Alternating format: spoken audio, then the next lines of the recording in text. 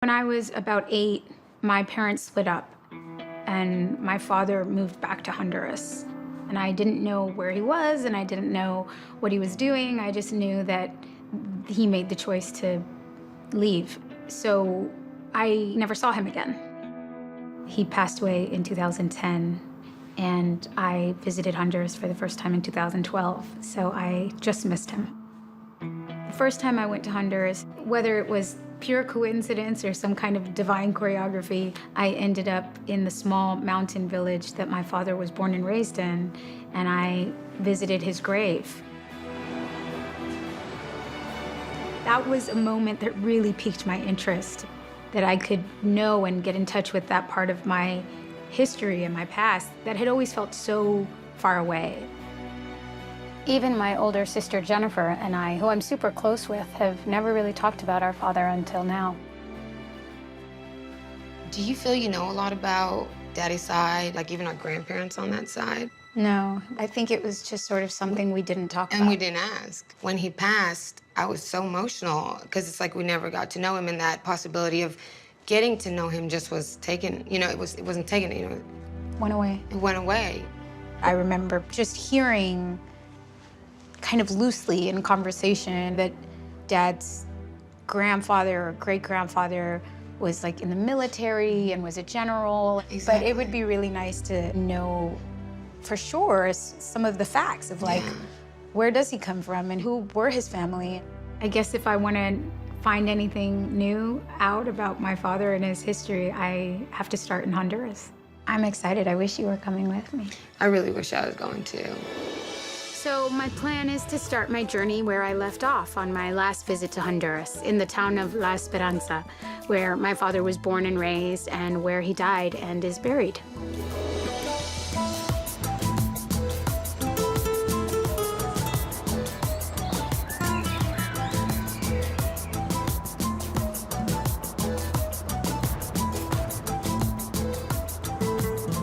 This time being back with the explicit purpose of knowing more about my father just seems, I don't know, it makes me nervous.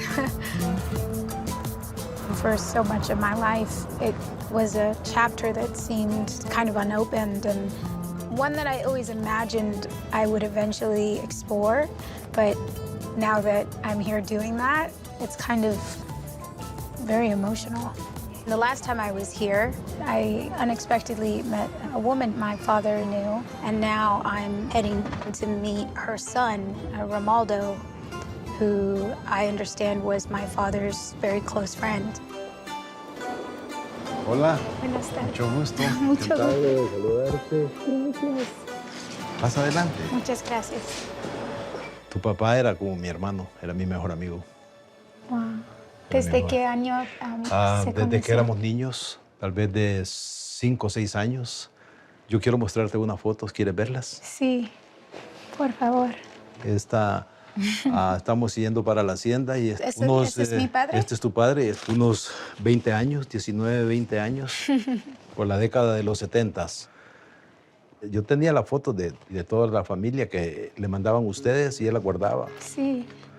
¿Y él te hablaba de nosotros? Mucho. Él lloraba. Él tenía los mejores recuerdos de ustedes y siempre estaba pensando en volver a los Estados Unidos para encontrarse con ustedes.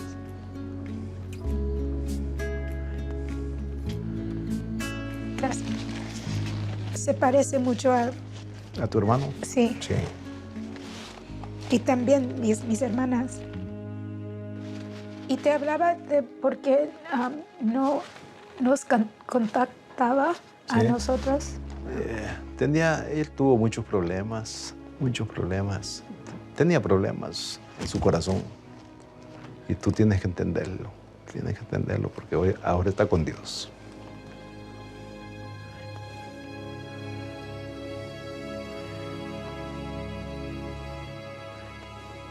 Y cuando regresó, ¿qué hizo aquí?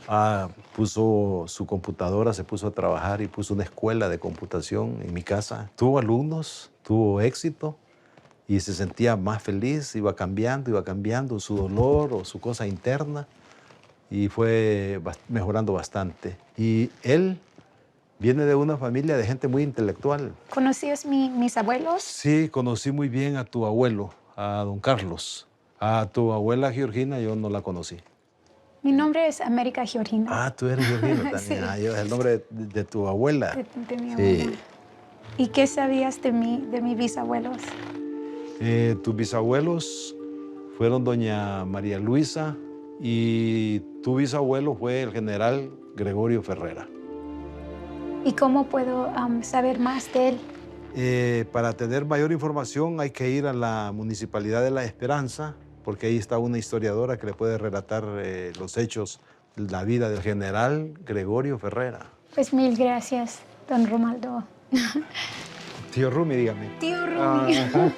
Saludos a toda su familia, un abrazo para sus hermanitos. Gracias. It was really nice to get a sense and a feeling of what my father's life was like. Romaldo mentioned that my father had a lot of issues that he struggled with a lot in his heart and in his mind. You know, the deeper questions of why did he make the choices he made? Those are questions that I might never get the answer to. And even though it seems like, why should it make such a difference to know something small like he missed you so much, to hear it from someone who knew him and experienced him, it just is different.